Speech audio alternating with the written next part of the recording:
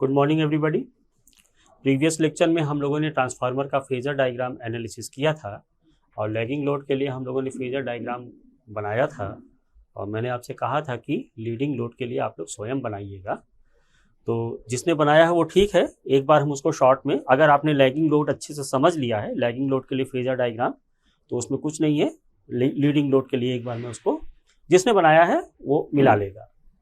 तो leading load के लिए सिंपल वही बात है कि हमारा रेफरेंस क्या होगा, हमारा रेफरेंस φm होगा। φm से इंड्यूस्ड वोल्टेज कहाँ जाएगा बेटा, E1, this is my E1, और इसी के सेम फेज में E2 होगा। इससे 180 डिग्री अपोजिट फेज में उसको मैंने V1 डैश माना था, that is equal to -E1। अच्छा, लोड का नेचर, लोड का वोल्टेज कितना है बेटा, दैट इज माई V2, जैसे हम लोगों ने लैगिंग लोड के लिए किया था, दैट इज माई V2। अब लीडिंग लोड के लिए, for leading load, leading load current जो है वोल्टेज से लीड करेगा, है ना। तो अगर मैं इसको ऐसे ड्रॉ करूं, this is my load current that is equal to I2, तो देखिए इसके सेम फेज में मेरा I2 R2 होगा, this is my I2 R2, और इसके परपेंडिकुलर में जैसे आप देखिएगा, इसको मैं इस फेजर को अगर ऐसे बढ़ाना चाहूँ तो इसके परपेंडिकुलर डायरेक्शन में कहीं मेरा क्या होगा बेटा, I2 X2 होगा। I2 R2 के जस्ट परपेंडिकुलर डायरेक्शन में मेरा I2 X2 होगा, है ना। तो अच्छा, इस करंट के अपोजिट फेज में होगा बेटा, that is my I2 dash, this is my I2 dash, है ना। इसके अपोजिट फेज में मेरा क्या होगा, I2 डैश होगा। I2 डैश की वैल्यू कितनी आई थी बेटा, K ऑफ I2।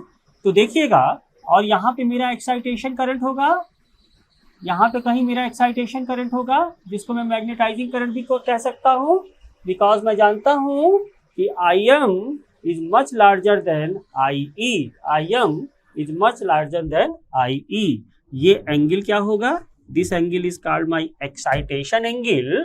तो इन दोनों का फेजर सम I2 डैश और IM का फेजर सम क्या आएगा बेटा, I2 डैश और IM का फेजर सम मेरा कुछ यही तो आएगा, और उसको मैं क्या बोलूंगा, that current will be I1, that current will be I1। तो देखिएगा, I1 के सेम फेज में मेरा क्या होगा बेटा, I1 R1 ड्रॉप, और इसके परपेंडिकुलर क्या होगा बेटा, इसके परपेंडिकुलर होगा मेरा I1 X1 ड्रॉप। तो अगर मैं इसको इससे मिला दूं, इनिशियल पॉइंट से, रेफरेंस पॉइंट से अगर मैं मिला दूं, तो यही मेरा वोल्टेज V1 हो जाएगा। तो जिसने बनाया है वो मिला ले। This is for phasor diagram of equivalent circuit of transformer at leading load. हम जानते हैं कि लीडिंग लोड में लोड का नेचर कैसा होगा बेटा, कैपेसिटिव इन नेचर होगा, और लैगिंग लोड के लिए वो इंडक्टिव ही होगा, इंडक्टिव इन नेचर होगा। तो ये हम लोगों ने प्रीवियस क्लासेस में देख लिया है। बेटर अंडरस्टैंडिंग के लिए आप लोग प्रीवियस लेक्चर देख सकते हैं, उनसे अपना कॉन्सेप्ट क्लियर कर सकते हैं। आज हम बहुत इंपॉर्टेंट टॉपिक डिस्कस करेंगे बेटा। हमने आपसे कहा था, जब ट्रांसफार्मर की डेफिनेशन बताए थे, तो उसमें मैंने डिस्कस किया था कि transformer is a static device, है ना। इसीलिए transformer is a static device and it developed the magnetic coupled circuit। तो आज का हमारा टॉपिक है why transformer is used as a magnetically coupled device, है ना। why transformer is called magnetically coupled device, है ना। देखेगा मैग्नेटिकली कपल्ड सर्किट के लिए आज का टॉपिक है बेटा ट्रांसफार्मर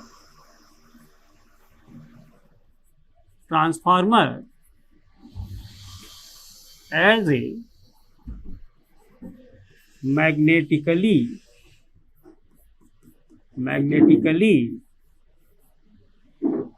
coupled coupled device.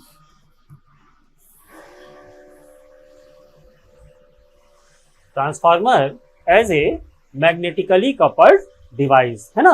तो मैग्नेटिक कपलिंग, आप थोड़ा ट्रांसफार्मर का वर्किंग प्रिंसिपल आप एक बार मैं आपको रिवाइंड कराना चाहूंगा। आपने क्या किया था कि आपके पास suppose this is my transformer, this is my transformer, और इसकी ये फर्स्ट लिंब है, ये सेकेंडरी लिंब है। तो प्राइमरी साइड मैंने आपको बताया था कि जहां पे सप्लाई, जिस वाइंडिंग को मैं सप्लाई से कनेक्ट कराऊंगा, that winding is called primary winding. तो प्राइमरी वाइंडिंग पे मैंने क्या किया बेटा, इसको सप्लाई से कनेक्ट कराया और इसको मैंने करंट I1 दिया। इस करंट I1 के फ्लो होने से इसमें, इसके कोर में एक फ्लक्स क्रिएट होगा बेटा, इसके कोर में एक फ्लक्स क्रिएट होगा, हम लोग देख चुके हैं प्रीवियस लेक्चर में। That flux is called my phi-m, maximum flux density, that flux is called my phi-m। और सेकेंडरी साइड पे मेरा लोड है बेटा, सेकेंडरी साइड पे मेरा लोड है ना, यहां पे मेरा लोड है। तो देखिए क्या हुआ, यहां से करंट गई, phi-m फ्लक्स क्रिएट हुआ, इस पे मेरा वोल्टेज इंड्यूस हुआ, that voltage is called induced voltage on primary side. तो देखिए यहां से करंट गया, यहां से इस करंट से ये इंड्यूस्ड वोल्टेज मेरा बना, ये इंड्यूस्ड वोल्टेज मेरा बना। इसकी वजह से सेकेंडरी लिंब पर मेरा E2 वोल्टेज इंड्यूस्ड हो जाएगा। सेकेंडरी लिंब पे मेरा क्या होगा, E2 वोल्टेज इंड्यूस हो जाएगा। अगर ये नो लोड कंडीशन में है तो यहाँ पे कोई करंट फ्लो नहीं करेगी, लेकिन अगर ये लोडेड कंडीशन में आ जाएगा तो due to this induced voltage इसमें एक इंड्यूस्ड करंट I2 फ्लो करने लगेगा। What is the direction of I2, what is the direction of load current, इस लोड करंट का डायरेक्शन लेंजेस लॉ को फॉलो करेगा। Means I2 always tries to oppose this working flux, जिसके कारण ये उत्पन्न हुआ है। यानी कि I2 का डायरेक्शन वो होगा जो इस फ्लक्स का हमेशा क्या करे बेटा, phi-m का हमेशा क्या करे, अपोज करे। तो यहाँ पे एक तरह से देखिए सेल्फ इंडक्शन हो रहा है, यहाँ पे सेल्फ इंडक्शन हो रहा है due to creation of this flux, और इन दोनों के कपलिंग मीडियम के कारण मेरा म्यूचुअल इंडक्शन भी हो रहा है, जिससे कि ये लोड पे करंट I2 फ्लो कर रही है। और I2 का डायरेक्शन वही होगा सच दैट कि जो सेकेंडरी लिंब पे मेरा फ्लक्स क्रिएट हो रहा है वो प्राइमरी फ्लक्स का हमेशा अपोज करे ड्यू टू मैग्नेटिक कपलिंग, है ना। तो यहाँ पे एक मैग्नेटिक कपलिंग सर्किट बन रहा है ना।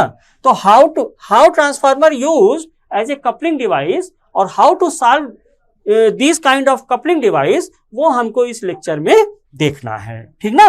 तो जरा देखिएगा, ट्रांसफार्मर में जो पावर का ट्रांसफॉर्म हो रहा है, that is due to presence of magnetic coupling. It is not a electromechanical energy conversion device, it is a magnetic coupling device, है ना। तो जरा देखिएगा, अच्छा कपलिंग मेरा दो तरह से होता है। प्राइमरी साइड पे आप देखिएगा, जैसे ट्रांसफार्मर में प्राइमरी साइड पे मेरा क्या हो रहा है, सेल्फ इंडक्शन हो रहा है, और सेकेंडरी साइड पे क्या हो रहा है, due to presence of coupling between two coils there are mutual induction, है ना। तो हम कह सकते हैं कि ट्रांसफार्मर का जो वर्किंग प्रिंसिपल है वो म्यूचुअल इंडक्शन के आधार पर है। ट्रांसफार्मर का जो वर्किंग प्रिंसिपल है वो म्यूचुअल इंडक्शन के आधार पर होता है ना। तो देखिएगा, अगर सेल्फ इंडक्शन को थोड़ा सा हम लोग एक बार रिवीजन कर लें, व्हाट इज सेल्फ इंडक्शन। तो suppose we have a ferromagnetic core, this is my ferromagnetic core, और इस फेरोमैग्नेटिक कोर पे अगर मैं वाइंडिंग करा दूं बेटा, है ना, सपोज यहाँ पे आपके नंबर ऑफ टर्न्स कितने हैं, n है, और इसमें करंट कितना फ्लो कर रहा है, I। अब मैं पूरा सर्किट ही नहीं बना रहा हूं, इसमें I करंट फ्लो कर रहा है। तो by using right hand curl rule, अगर ये करंट का डायरेक्शन इन 4 फिंगर को रिप्रेजेंट कर रहा है, तो थंब का डायरेक्शन मेरा एक्सटर्नल फ्लक्स को क्रिएट करेगा, जो कि एक्सटर्नली आउटसाइड, अगर यहां से एक्सटर्नली फ्लक्स आउटसाइड जा रहा है तो this creates my north pole and this creates my south pole, है ना। ये एक्सटर्नली इसका डायरेक्शन क्या होगा बेटा, नॉर्थ टू साउथ। एक्सटर्नली इसका डायरेक्शन क्या होगा, नॉर्थ टू साउथ, और इंटरनली क्या होगा बेटा, साउथ टू नॉर्थ। मतलब कोर के अंदर जो फ्लक्स का क्रिएशन होगा साउथ से नॉर्थ होगा, और कोर के बाहर मेरा क्या होगा बेटा, कोर के एक्सटर्नली क्या होगा, नॉर्थ टू साउथ होगा, है ना। तो हम जानते हैं, वी नो वेरी वेल कि जो इसका फ्लक्स लिंकेज है, जो इसका फ्लक्स लिंकेज है, psi is equal to N phi, that is directly proportional to current produce in this winding. अब मैं सप्लाई वगैरह नहीं दिखा रहा हूं, मान लीजिए मैंने एसी सप्लाई दे दिया है, सपोज दैट मैंने एसी सप्लाई दे दिया है, तो जो इसमें फ्लक्स क्रिएशन होगा, जो मैग्नेटिक फ्लक्स लिंकेज होगा, that is directly proportional to I. या इस कांस्टेंट ऑफ प्रोपोर्शनलिटी को हटाने के लिए हम लोग कहते हैं बेटा कि N phi is equal to L I, या मैं कहता हूं कि L is equal to N phi by I, L is equal to N phi by I. तो जरा यहां से देखिएगा आप लोग, what is L, this is my self induction. What is self induction? The flux linkage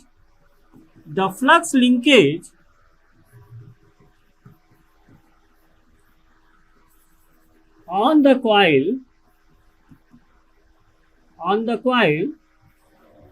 due to unit current is called self inductance, है ना। इसकी यूनिट क्या है, वेबर पर एम्पियर, है ना, या हेनरी, उसी को आप क्या बोलते हो, हेनरी। तो this is my self induction. और इसी से देखिएगा बेटा, कुछ आपके फार्मूला डिराइव होते हैं।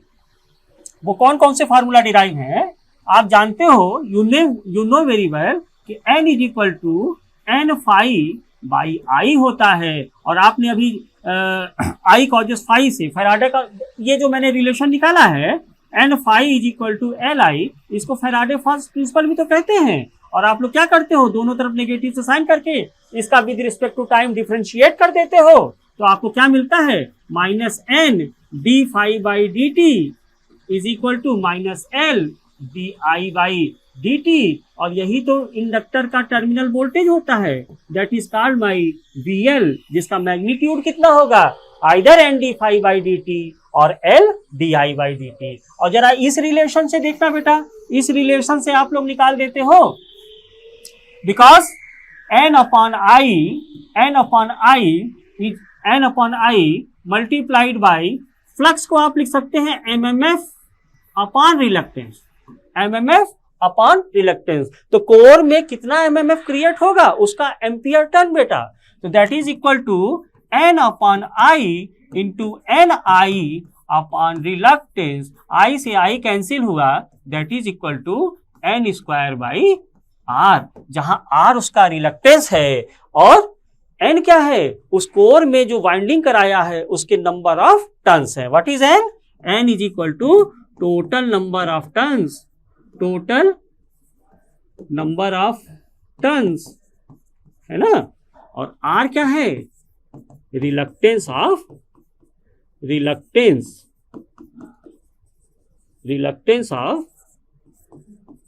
Core material. तो इतना फार्मूला बेसिकली हम लोग को पता होना चाहिए कि सेल्फ इंडक्शन में एक फार्मूला ये होता है, एक टर्मिनल वोल्टेज के टर्म में जो मेरा फार्मूला होता है वो ये होता है, और मटेरियल प्रॉपर्टी के टर्म्स में जो मेरा फार्मूला होगा वो ये होगा, है ना।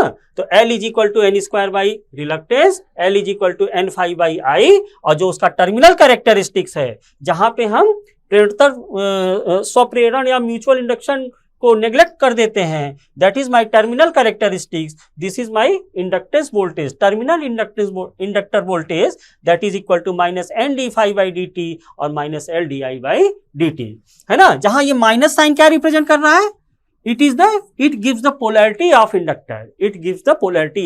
inductor, तो ये तो बात हो गई बेटा सेल्फ इंडक्टेंस की। इसी तरह म्यूचुअल इंडक्टेंस क्या होता है, व्हाट इज म्यूचुअल इंडक्टेंस? देखिएगा, म्यूचुअल इंडक्टेंस, म्यूचुअल इंडक्टेंस क्या कहते हैं हम? जैसे कि मान लीजिए कि ये मेरे पास दो कॉइल हैं, this is my first coil, है ना, and this is my second coil, this is my second coil, है ना। एक पे मैंने करंट प्रवाहित करा दिया, दैट करंट इज I1, और मान लीजिए कि इसमें number, this is my inductor coil A and this is my inductor coil B। तो यहां देखिएगा जरा, इसमें करंट I1 फ्लो कर रही है, सपोज दैट इसमें करंट I2 फ्लो कर रही है। ट्रांसफार्मर में जस्ट लाइक कुछ ऐसा ही तो हो रहा है ना। प्राइमरी वाइंडिंग पे I1 करंट फ्लो कर रही है, सेकेंडरी वाइंडिंग पे I2 करंट फ्लो कर रही है। तो देखिएगा, अगर इसका सेल्फ इंडक्टेंस N1 है, इसमें नंबर ऑफ टर्न्स N1 है, इसका सेल्फ इंडक्टेंस L2 है, इसमें नंबर ऑफ टर्न्स N2 है। एक शॉर्ट वे में मैं आपको रिमेंबर करा रहा हूं। तो देखिएगा, व्हाट इज म्यूचुअल इंडक्शन? आप कहेंगे कि फ्लक्स, अगर इसमें करंट फ्लो I1 हो रहा है तो इसका कुछ फ्रैक्शन ऑफ फ्लक्स कुछ जाके इसमें मिलेगा बेटा, इसका कुछ फ्रैक्शन ऑफ फ्लक्स कुछ जाके इसमें मिलेगा। उस फ्रैक्शन को मैं अगर K से डिनोट करूं, तो अगर इस I1 करंट बहने से इस B कॉइल में कितना फ्लक्स क्रिएट कर रहा है due to flowing of this current, that phenomena is called by mutual induction. यानी मैं क्या कह रहा हूं कि फ्लक्स प्रोड्यूस्ड, या मैं कह सकता हूं कि fraction of flux produced in coil B due to current flow in coil A is due to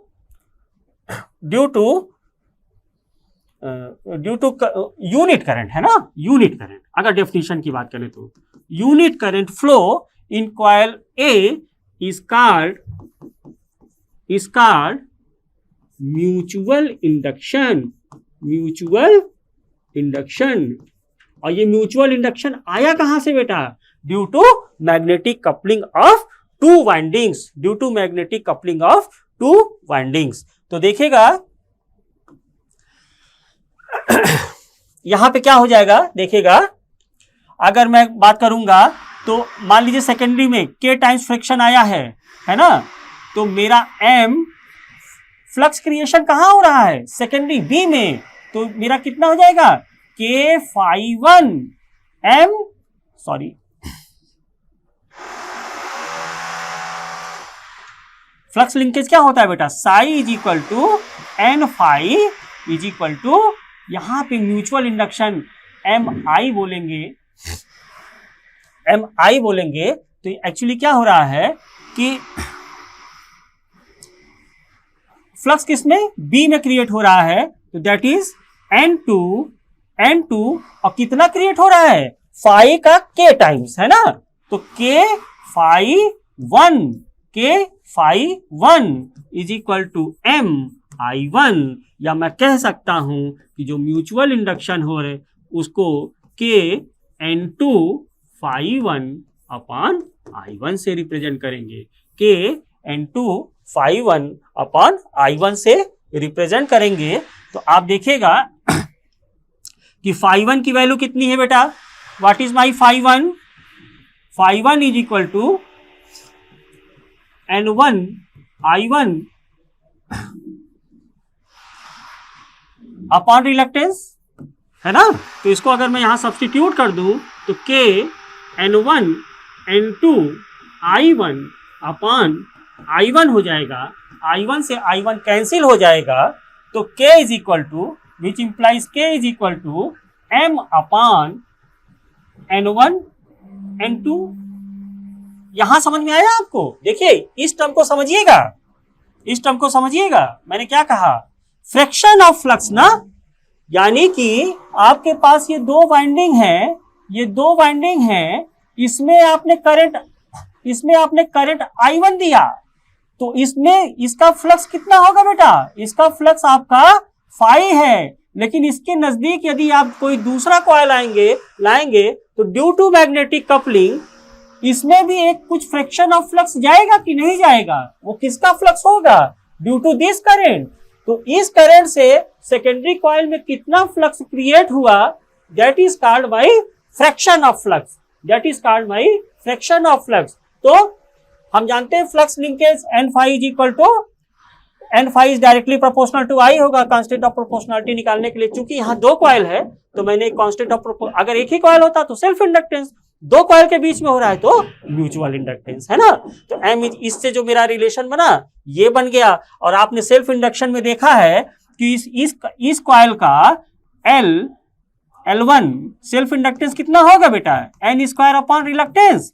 और इसका कितना होगा? L2 का कितना होगा?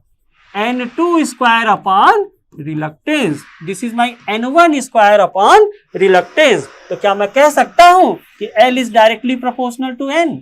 जो सेल्फ इंडक्टेंस होता है वो नंबर ऑफ टर्न्स के डायरेक्टली प्रोपोर्शनेट होगा, नंबर ऑफ टर्न के स्क्वायर के डायरेक्टली प्रोपोर्शनेट होगा। या मैं कह सकता हूं कि N is directly proportional to under root L। तो मुझे यहां क्या मिल जाएगा? देखिएगा, मुझे मिल जाएगा M is equal to K upon under root L1 L2, है ना। जहां K क्या है बेटा? What is my K? K is called coefficient of coupling, है ना, coefficient of coupling। एंड इसकी जो वैल्यू होती है वो 0 और 1 के बीच में होगा। इसका जो वैल्यू होगा 0 और 1 के बीच में होगा, है ना। देखिएगा क्या मतलब हुआ है का? अगर कोएफिशिएंट ऑफ कपलिंग की वैल्यू अगर मेरा 1 है, इसका मतलब ये हुआ कि जो फ्लक्स क्रिएशन कॉइल 1 में हुआ है वो पूरा का पूरा क्रिएशन किस में हो गया? सेकेंडरी कॉइल में हो गया। और 0 का मतलब कोई फ्लक्स क्रिएशन नहीं हुआ। तो जो K की वैल्यू लाई करेगी वो इन दोनों पॉइंट्स के 0 और 1 के बीच में लाई करेगी, है ना। तो this is the phenomena of mutual induction. तो ट्रांसफार्मर में आपने देखा कि एक मेरा प्राइमरी वाइंडिंग है, एक मेरा सेकेंडरी वाइंडिंग है। तो जरा देखिएगा ट्रांसफार्मर कैसे एज ए कपलिंग डिवाइस की तरह यूज करेगा। तो आपने जब इक्विवेलेंट सर्किट बनाया था बेटा, तो देखिएगा अगर मैं एक ट्रांसफार्मर को रिप्रेजेंट करूं तो this is my primary side, ये उसका एयर गैप है, और this is my secondary side, this is my secondary side. Primary side पे मैंने वोल्टेज V1 दिया, इस पे करंट कितना गया? I1 गया, है ना। तो और सेकेंडरी साइड पे मैंने लोड लगाया। 1 मिनट के लिए हम लीकेज और वाइंडिंग रेजिस्टेंस को 0 मान लेते हैं। तो इसमें कौन सा इफेक्ट होगा? केवल इंडक्टिव इफेक्ट ही तो होगा बेटा। ध्यान दीजिएगा, वाइंडिंग रेजिस्टेंस और लीकेज रिएक्टेंस को मैंने नेग्लेक्ट कर दिया, कोर लॉसेस कंपोनेंट को भी मैंने नेग्लेक्ट कर दिया। तो जो इक्विवेलेंट सर्किट ऑफ ट्रांसफार्मर होगा वो कुछ इस तरह से ही होगा, यानी कि केवल इंडक्टिव इफेक्ट देगा। और ये साइड इसका क्या है? I2 है। तो इसको मैं डॉट पोलैरिटी से, आपको एग्जाम में क्या मिलेगा? ऐसे डॉट पोलैरिटी दिखेगा। यानी ये क्या रिप्रेजेंट कर रहा है? इन दोनों के बीच का म्यूचुअल इंडक्शन। ये डॉट पोलैरिटी क्या शो कर रहा है? इन दोनों के बीच का, प्राइमरी साइड और सेकेंडरी साइड के बीच में कितना मैग्नेटिक कपल्ड हुआ है circuit, that represented by this dot polarity, that is represented by this dot polarity, है ना।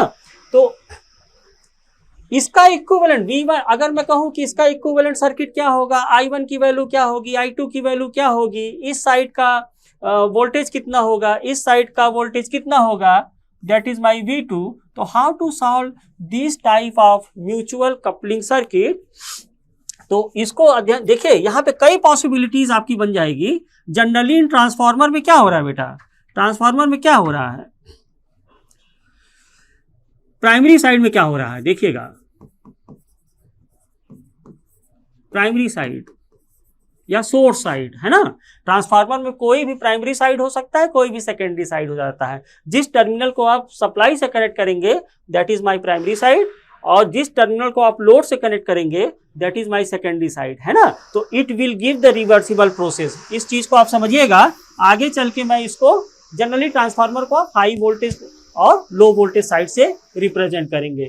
तो प्राइमरी साइड में क्या हो रहा है बेटा देखिएगा, current goes through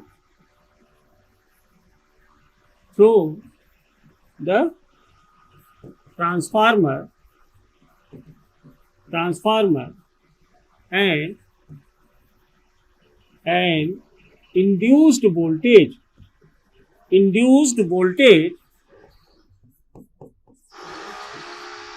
E1 will be created due, ये सब आप प्रीवियस लेक्चर में पढ़ चुके हैं, लेकिन मैं आपको थोड़ा सा कमिट करा रहा हूं। Induced voltage E1 will be created due to this induced voltage. Secondary side पे भी मेरा एक इंड्यूस्ड वोल्टेज आएगा, और अगर वो लोड से कनेक्ट होगा तो I2 करंट उसमें फ्लो करेगी। I2 का डायरेक्शन क्या होगा, I2 का डायरेक्शन इस तरह से होगा कि वो कांस्टेंट फ्लक्स का अपोज करे, है ना। तो I2 will oppose the flux creation in the core due to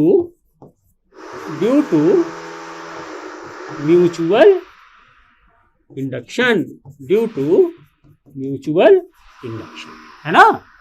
तो जरा देखिएगा इसकी पॉसिबिलिटीज क्या बनी। अगर मैं एक जनरल वे में मैग्नेटिक सर्किट को सॉल्व करना चाहूं, कपल्ड सर्किट को अगर मैं सॉल्व करूं, आज के लेक्चर का मेरा उद्देश्य यही है कि how to solve a magnetic coupled circuit and transformer work as a magnetically coupled device, है ना। तो ट्रांसफार्मर में हम उसका कैसे अप्लाई करेंगे, तो देखिएगा बड़े ध्यान से समझिएगा।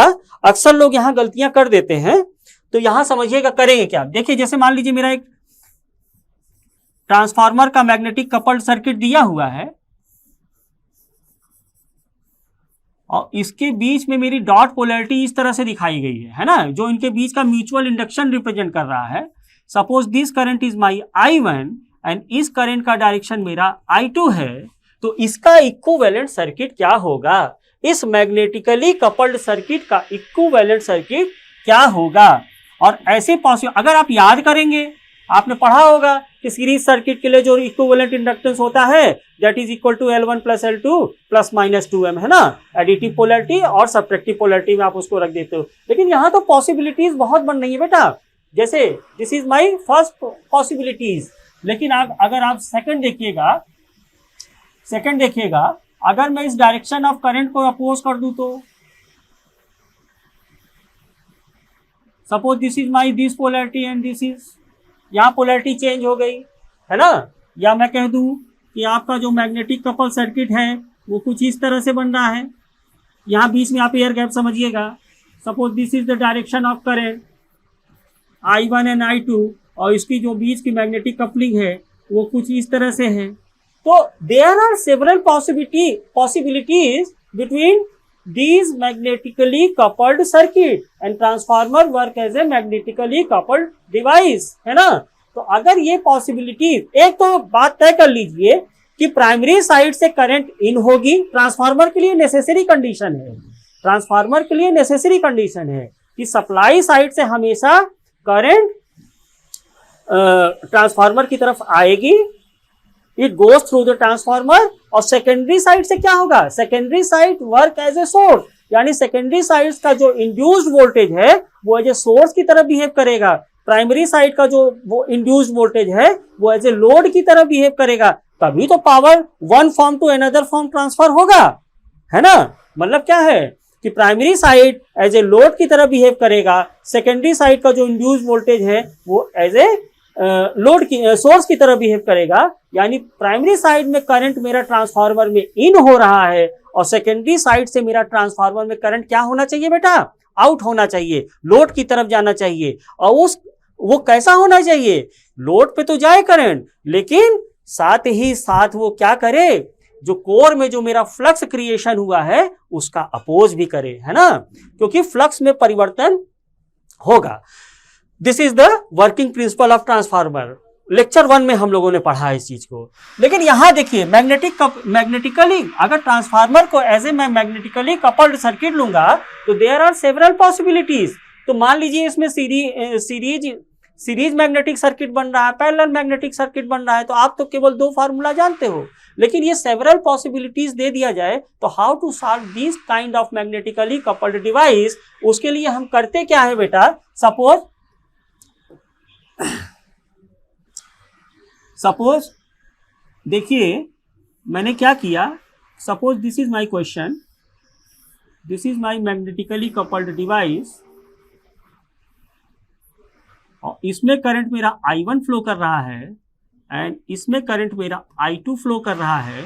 इनके बीच का जो म्यूचुअल इंडक्शन है वो M है और suppose this is my dot polarity ना, this is my dot polarity. तो डॉट पोलैरिटी और करंट का डायरेक्शन को देखिएगा, यही मेन होता है ना। सपोज यहां का वोल्टेज V1 है और यहां का वोल्टेज V2 है, इसके टर्मिनल का वोल्टेज V2 है और इसके टर्मिनल का वोल्टेज मेरा V1 है। तो how to solve this circuit, how to solve this magnetically coupled circuit. तो देखिए इसके लिए जो देखिए क्या करेंगे, इसका जो इक्विवेलेंट सर्किट है पहले आप इसको ऐसे बना लीजिए, है ना। इसका जो इक्विवेलेंट सर्किट होगा उसको आप ऐसे बना लीजिए।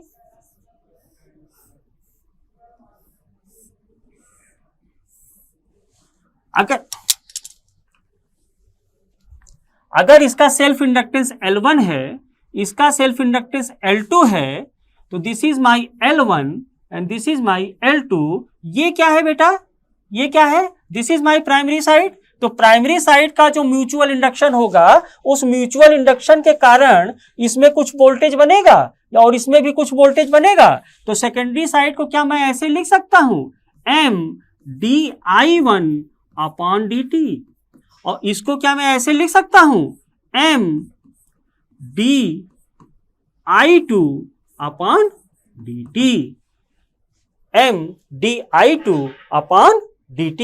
यानी कि इसमें प्रोड्यूस्ड वोल्टेज, प्राइमरी साइड में produced voltage due to presence of mutual coupling between primary side and secondary side and due to current I2। यानी सेकेंडरी साइड में जो करंट फ्लो करेगी मेरी, दैट इज माई I2। ध्यान से समझिएगा, यहां बच्चे गलती करते हैं। सेकेंडरी साइड में जो मेरी करंट फ्लो कर रही है उसके म्यूचुअल इंडक्शन की वजह से प्राइमरी साइड में कितना वोल्टेज इंड्यूस्ड होगा, उस वोल्टेज को मैं MdI2/dt कह रहा हूं।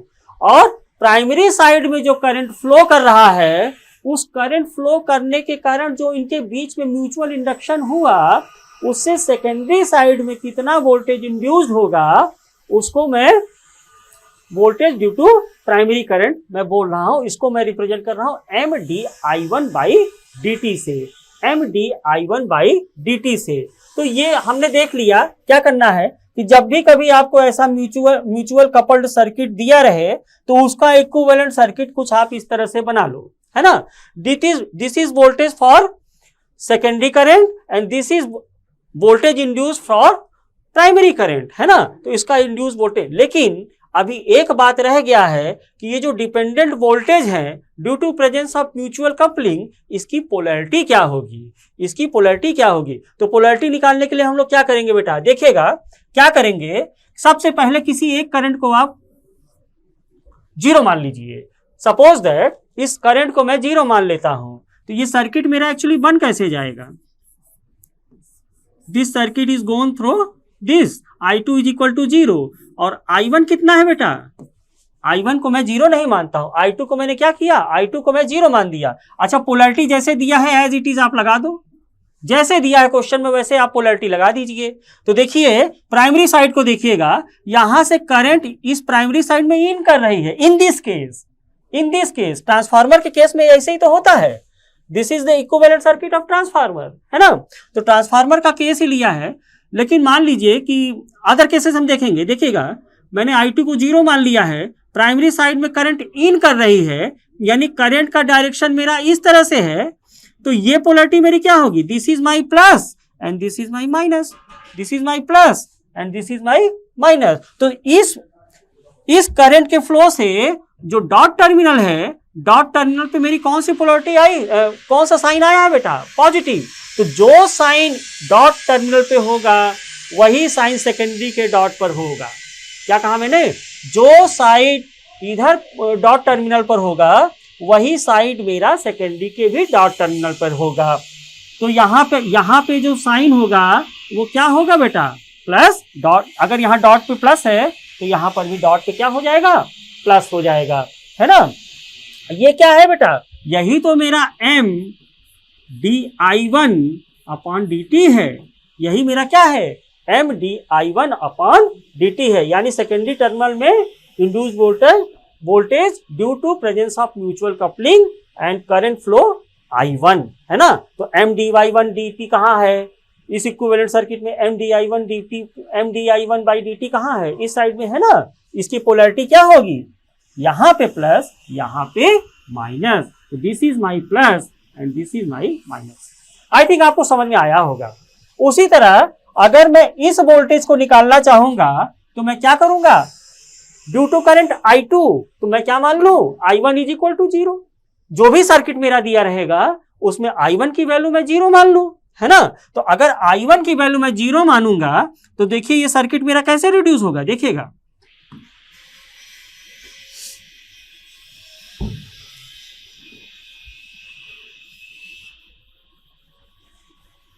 दिस इज, अच्छा देखिए करंट का डायरेक्शन ऐसे दिया हुआ है ना, समझिएगा। तो this is my I2, this is my I2, I1 को मैं 0 मान लूंगा, इनकी पोलैरिटी लगाइए। जैसे पोलैरिटी दिया है बेटा वैसे ही लगा दीजिए, जैसे पोलैरिटी दिया हुआ है क्वेश्चन में वैसे ही आप पोलैरिटी लगा दीजिए। यहाँ पे पोलैरिटी मुझे ऐसे दिया हुआ है ना। तो देखिएगा सेकेंडरी साइड को देखिएगा, करंट नीचे से ऊपर की तरफ जा रही है। करंट का जो डायरेक्शन है फ्रॉम बॉटम टू टॉप है, यानी ये टर्मिनल मेरा पॉजिटिव होगा और ये टर्मिनल मेरा नेगेटिव होगा।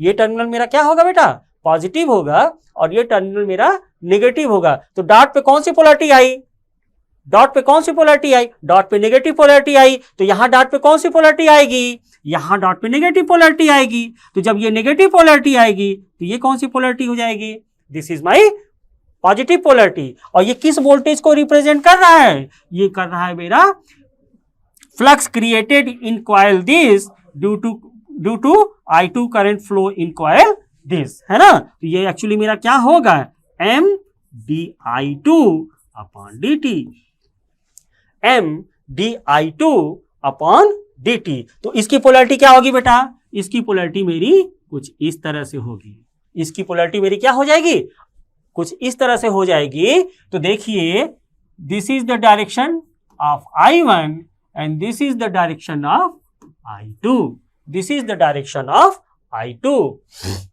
है ना। तो ये ट्रांसफार्मर के मैग्नेटिकली कपल्ड सर्किट का इक्विवेलेंट सर्किट डायग्राम हो जाएगा, जहां पे यहां का वोल्टेज कितना है बेटा, देखिएगा यहां का वोल्टेज कितना है V1 एंड यहां का वोल्टेज कितना है V2।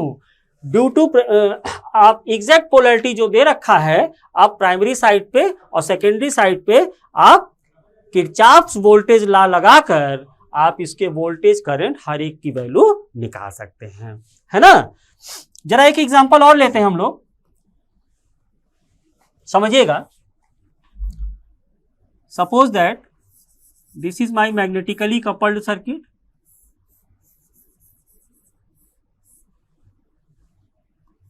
This is my I1, this is my I2, है ना। और इसके जो पोलैरिटी है वो कुछ इस तरह से है, इसकी पोलैरिटी कुछ इस तरह से है, देखिएगा। अब मैं चाहता हूं कि इस मैग्नेटिकली कपल्ड सर्किट का इक्विवेलेंट सर्किट बनाऊं, इस ट्रांसफार्मर का मैं इक्विवेलेंट सर्किट बनाऊं। तो कैसे बनाऊंगा? देखिए, जाहिर सी बात है कि जो इसका इक्विवेलेंट सर्किट होगा वो ऐसा होगा। ये तो पहले बना लो बेटा, है ना। देखिए, इसमें पॉसिबिलिटीज बहुत बनती हैं और आपको फार्मूला याद नहीं होगा। एग्जाम में क्वेश्चन आता है और आप भूल जाओगे, लेकिन अगर मेथड सही है, कॉन्सेप्ट सही है, तो आप इसमें कभी गलती नहीं करेंगे, है ना। तो जो इसका इक्विवेलेंट सर्किट होगा, सपोज दिस साइड का सेल्फ इंडक्टेंस L1 है, यहाँ का सेल्फ इंडक्टेंस L2 है, this side voltage is V1, this side voltage is V2। तो देखिए, जो इसका इक्विवेलेंट सर्किट होगा वो यही तो होगा। This is my I1। Current का डायरेक्शन देखना बेटा, बहुत इंपॉर्टेंट है, करंट का डायरेक्शन और डॉट कन्वेंशन, है ना।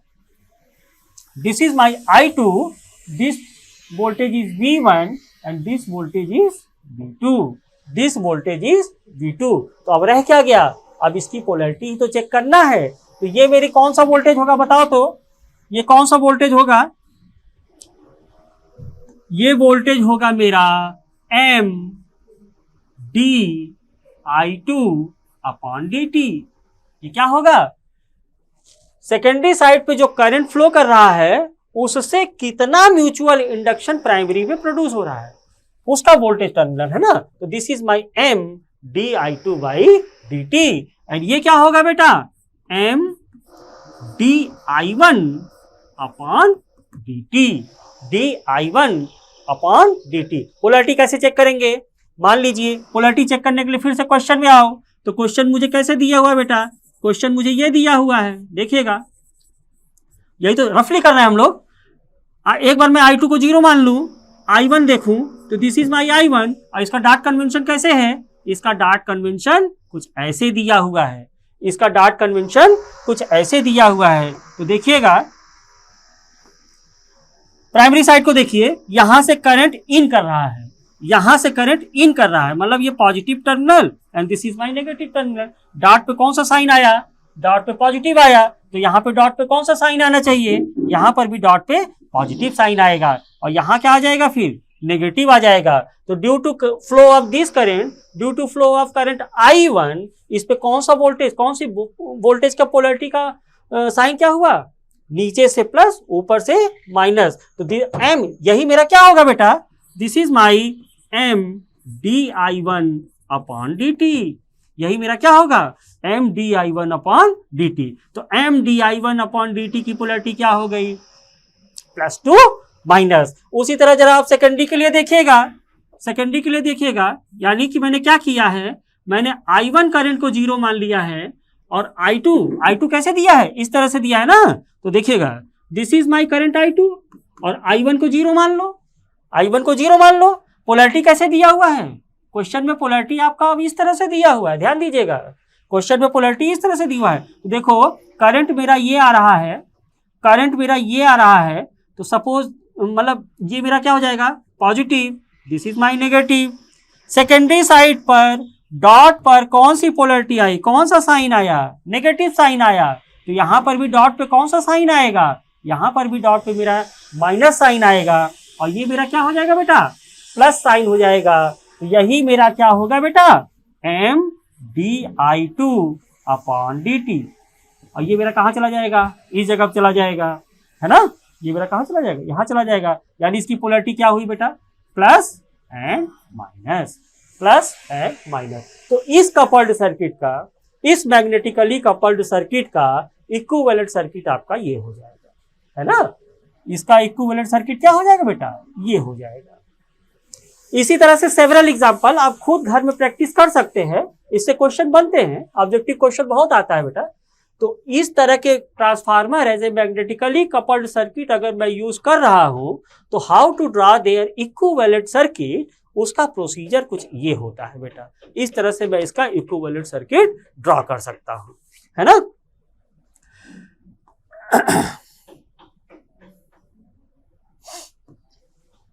आप घर में कुछ क्वेश्चन और ट्राई कीजिएगा। देखिए, सपोज दैट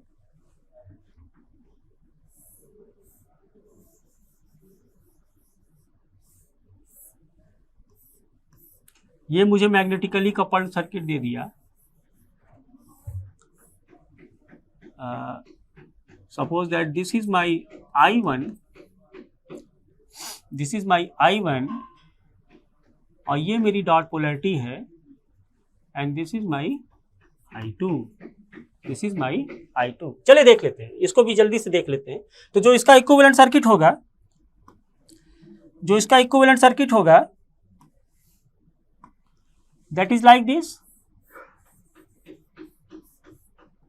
है ना।